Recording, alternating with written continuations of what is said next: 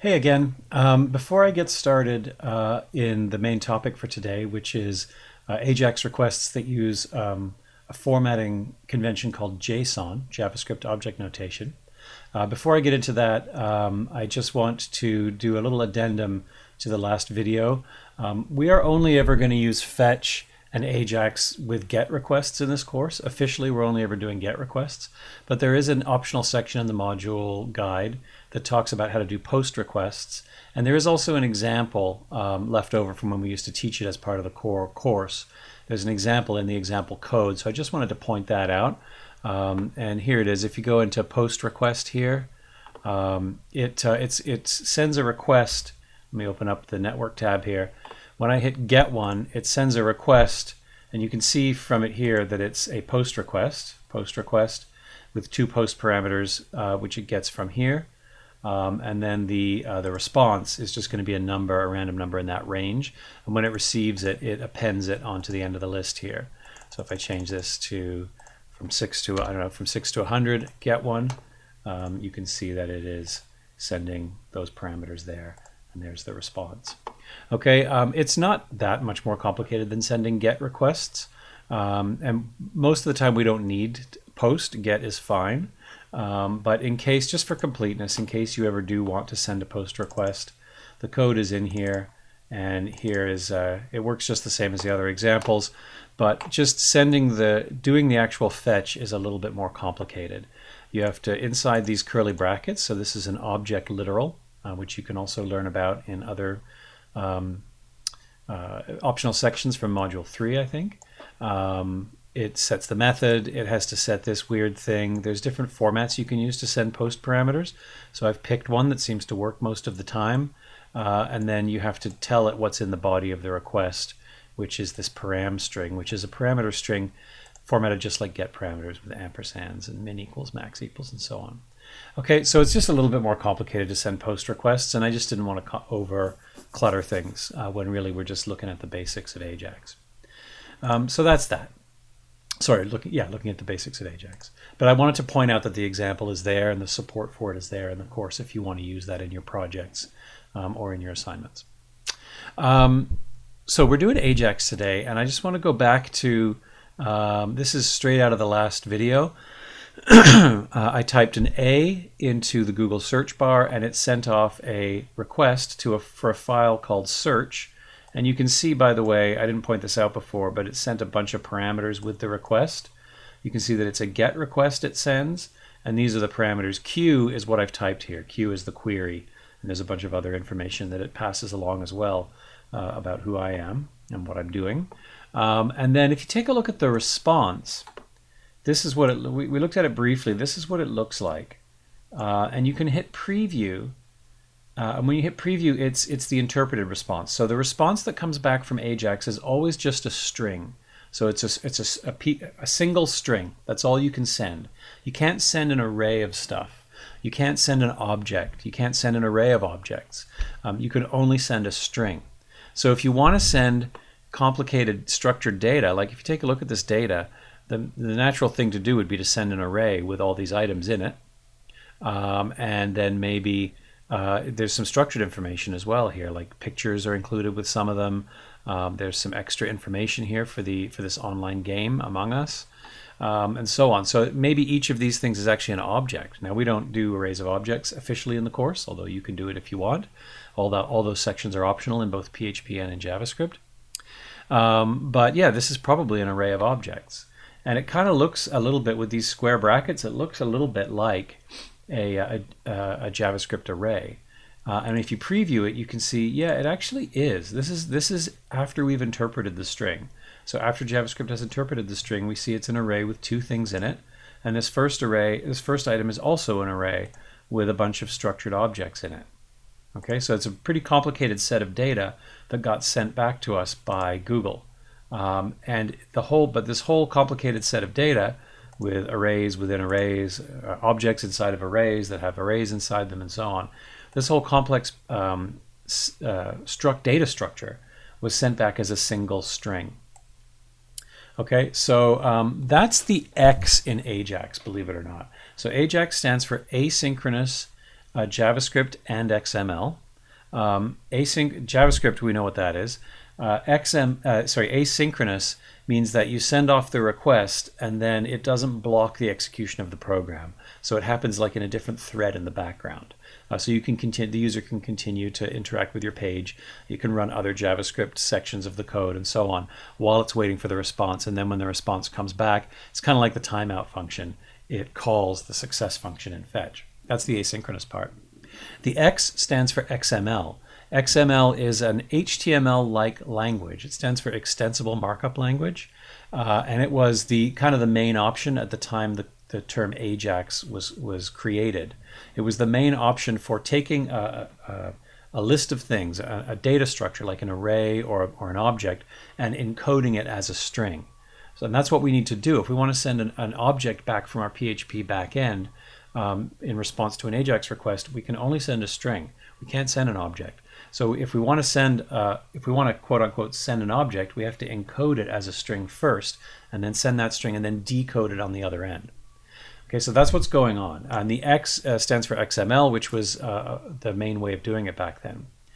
But it doesn't. But AJAX, even though we use that term for it, doesn't have to involve XML. And in fact, most applications don't use XML anymore. XML is kind of a clunky, kind of hard to read format. What we use instead is this, which is JavaScript Object Notation, JSON or JSON. But we don't change the acronym because AJAX sounds way better than AJAJ or whatever it would have to be if we change the XML for JSON. So we still call it AJAX, but we're not even going to teach XML in this course. You can learn that somewhere else if you want. We're going to just teach JSON because that's what most people use. So JSON is a method of encoding an array or an object into a string so that it can then be sent.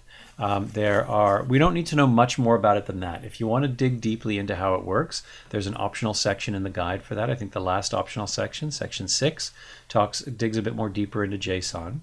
What you need to know is that both JavaScript and PHP contain methods for encoding an array or an object into JavaScript object notation and decoding it back again.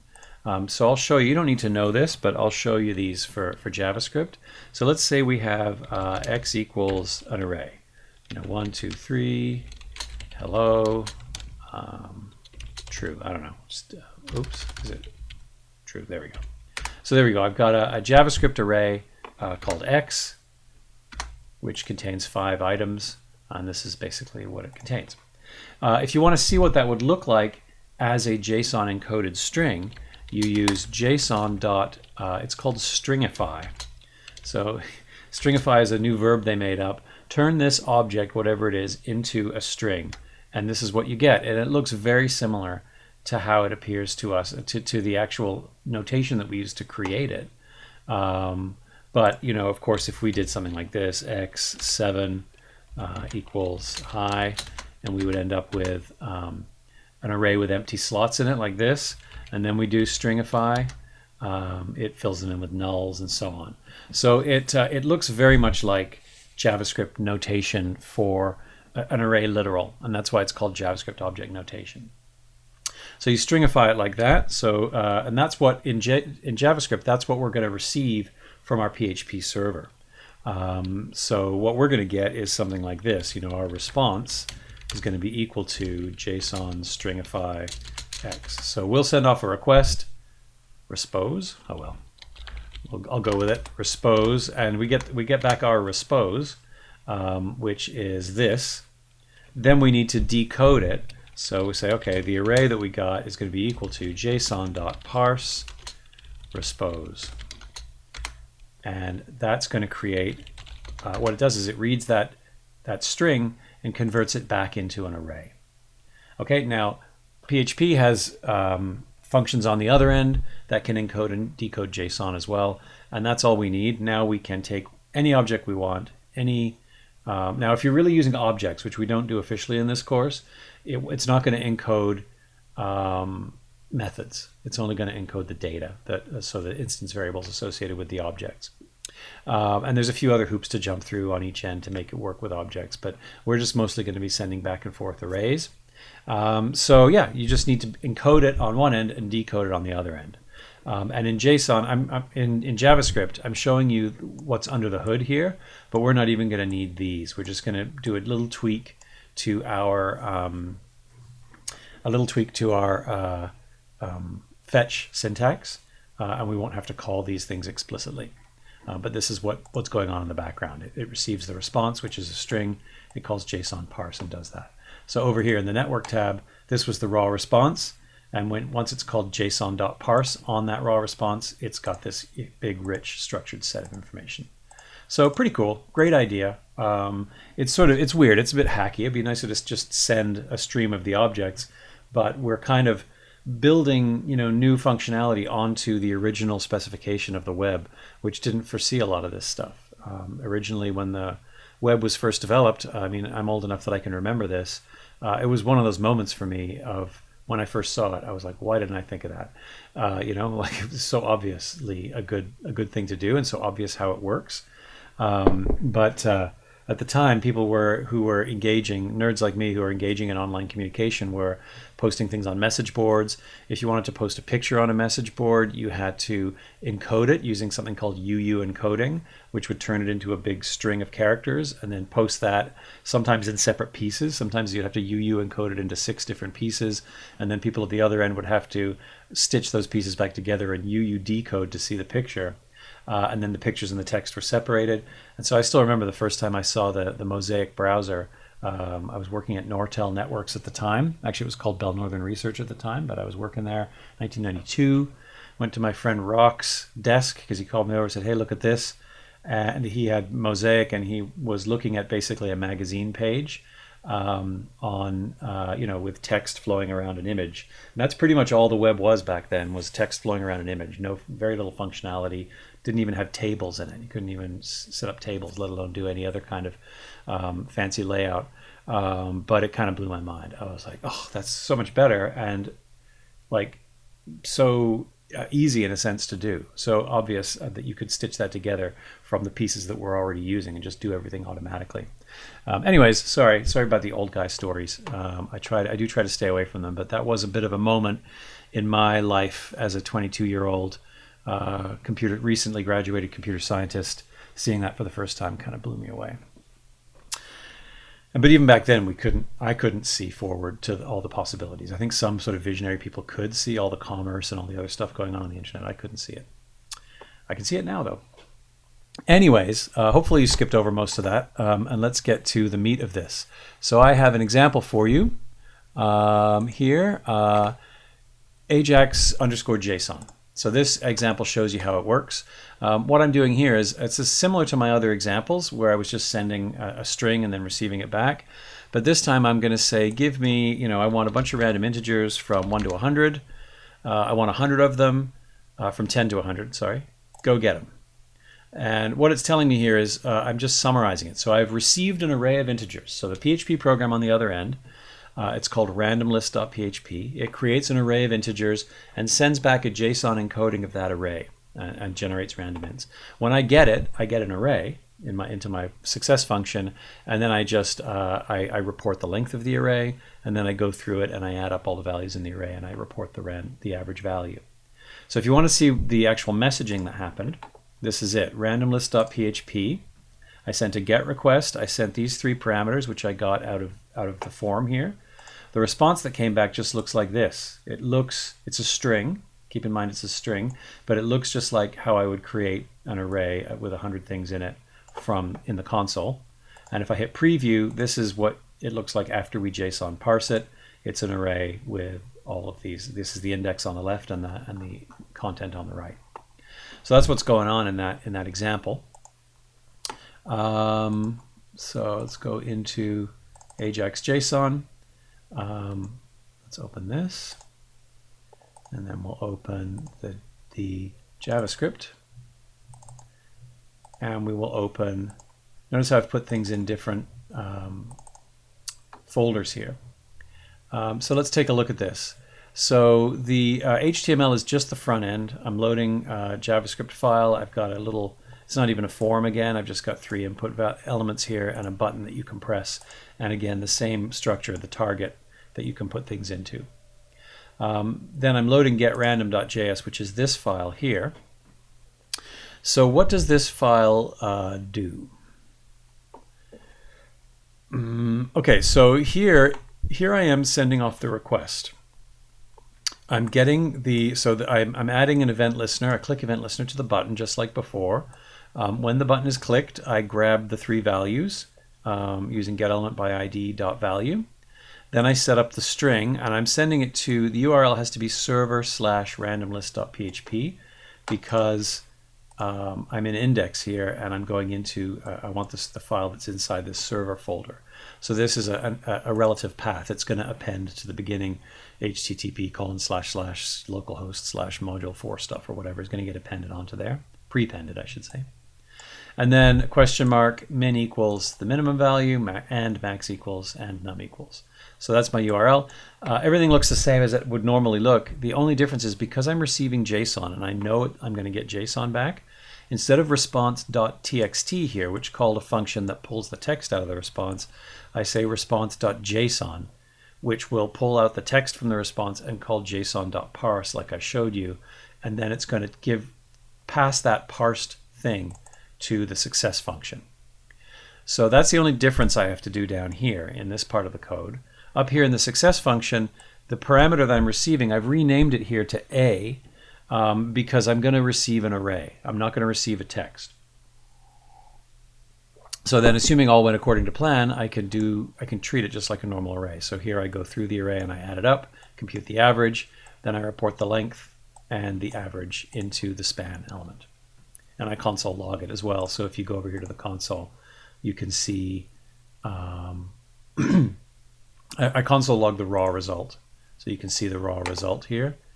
Yeah, I console log A so that I can inspect it here as well. But you don't really need to do that. If you're just going to log the response, you can view it over here as well. Okay, so that's the JavaScript. It doesn't change much. I can just act, basically, as long as I change it to JSON and as long as I do things right on the PHP end, I can act as if I'm just receiving an array, even though technically I'm getting a string, which is then being converted. So over in the server is the random list that I am sending the request to.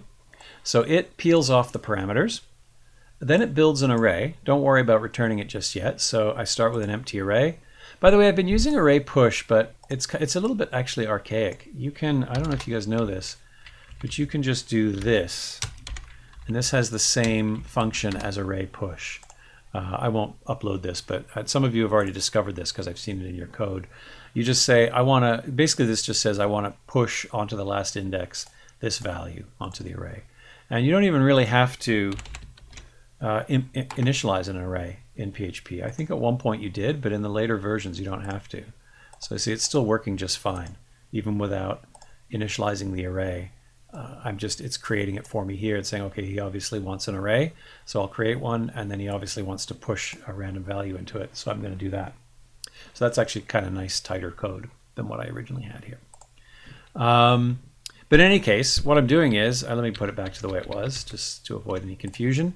I'm just creating this array, and then I just echo it, but I echo just the JSON, I echo not the array itself. If I echo the array, what would happen if I did that? Let's see. So let's do get them. Okay, so here we get some problems, and we have some errors. So this is good because I'm showing you an error. So I hit get them. Nothing happens here. The request went fine. It's not read, so it was received. I go take a look at it. I can immediately see in the response the error message from PHP. Okay, this is why it's a really good idea, like I said before, to test your PHP programs if you can. Test them. Oh, it's under server.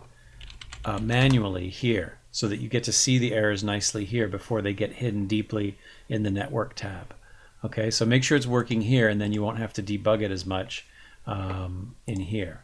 But the problem here is I'm getting this. Another place where you can see the error, when I was expecting JSON, you can see the error here, unexpected token in JSON. So when you see that unexpected token, that is an angle bracket from the HTML. That is a dead giveaway that what you got back was not the string you wanted, but an error message. Because when PHP creates error messages, it always wraps them. When the Apache server does that, it wraps them in HTML tags. So this is badly formatted JSON, so I get back this error here, and so on. So that don't work. And even if I didn't get this notice, it would just say array, which wouldn't work either. So that doesn't work. So what I have to do is call the JSON encode function, which will go and turn that array into a string that represents the JSON encoding. Now if I do that, if I save it, now when I say get them, it will work. Okay, and now we're getting the array back, and so on. All right, and that's pretty much all there is to it. There is a JSON decode, which we won't be using in this course in here. There's a JSON decode that you might use to, you could, for example, send a parameter with a whole JSON encoded list of stuff in it, and then use JSON decode to get back the array into PHP.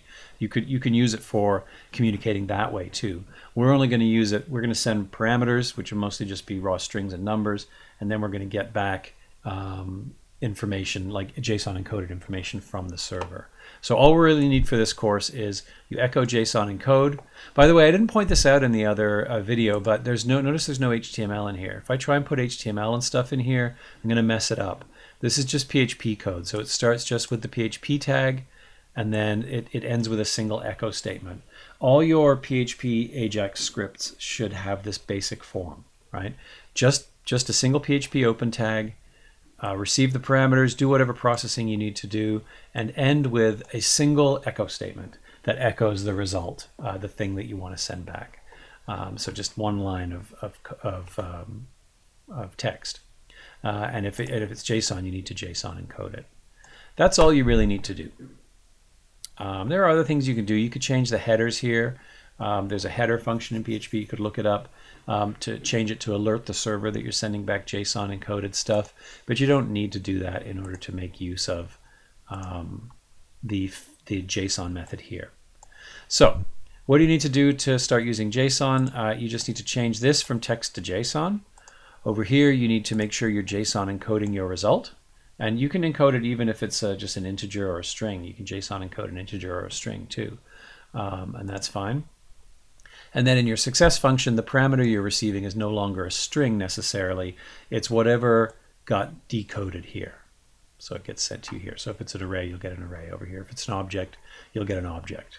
Not that we're using objects in JavaScript. Okay, so if you really want to go nuts, you could and do all the optional things that are in the course. There is another example here, Ajax JSON 2. And what this does is, now there's a couple things here that go beyond what I've done. One is it's going to be an array of objects, and that's not an official part of the course. So feel free to skip over this whole little discussion here until I get to the exercises. So you don't need to look at this, but it's there if you want it. The other thing it does is it dips into a database to get the array of objects and send them back. So in order for this, we're going to do one more thing next week, which is we're going to change our PHP scripts so that they're going to be getting information out of a database and not just generating random things and so on. So we're going to hook up the database. That's the next step, so that you can do things like the Twitter feed. Right, so it's going back to the database every time a an Ajax request happens, retrieving new tweets from the database of tweets and then giving them back to you. So that's the last little piece. This is doing everything, and it's also returning an array of objects. You need the grades.sql file installed. So if we go into Ajax JSON 2 here, this is the code for it, but over in the data folder, you actually need grades.sql for this script to work. So it needs to be imported into your database and everything. You need to probably tweak your connect functions and everything. But when you hit get them, what it does is it gives you back an array of objects. So objects are annotated in curly brackets in JavaScript. So this is JSON for an array of objects. That's the first object. Here's the second one, and you can see it's specifying instance variable name and contents of that instance variable. And then over here, this is what it looks like. you end up with an array of objects, and you can open the objects to see what their instance variables are. So that's kind of when you're finally doing everything in cooking with gas, but we're not going to get there in this course, but I just wanted to show you that it's there if you want to explore it. The code's all there. Okay, so what have we done here? Let's just go to the guide for a sec. It's a simple formula to change to JSON. I do want you to understand the concepts, which is why I take a while explaining it, but really you just change this to JSON right here, do everything else the same way, and when you create your result, you are going to JSON encode it. So you can create an entire array of stuff and then JSON encode it, and it will send back, and it will act as if it's an array. Your success function will receive an array, and then you can just treat it like an array, and you're done. That's it. That's all that's in this section. Next section is fetching from a database, so we'll talk about that next week. In the Module 4 exercises, now there's only 2 videos this week, so you guys are on your honor to really put in some work this week and do some exercises. I really want you to try the exercises. We will go over them in the live class. You will get so much more out of it if you've tried them yourself. Okay? Like I said before, if you just watch me do it, you can lull yourself. You can convince yourself that you understand it when you really don't. You'll find out that you understand it when you actually, whether or not you understand it, you'll find that out when you try to do it yourself without help from me. Okay, so the first one here is actually, I should probably change this exercise, but it's a fortune cookie server, but done through Ajax. So many of you already did this for your first assignment, but the idea here is the fortune cookie server, so that's a PHP script, returns a JSON encoded array that contains a random fortune followed by 5 lucky numbers. So you get back an array with 6 things in it, a string, and 5 numbers. Then create a JavaScript program on a web page that sends an AJAX request to retrieve the fortune and the lucky numbers, then displays them on the page. Okay? If the user doesn't like their fortune, they can click the button to get a new one. And the button should launch another AJAX request to replace the old fortune and lucky numbers with a new one. So if you didn't already do the lucky numbers thing, you can just, the fortune cookie thing, just hard code 3 possible fortunes into an array, choose one at random, send it back to them.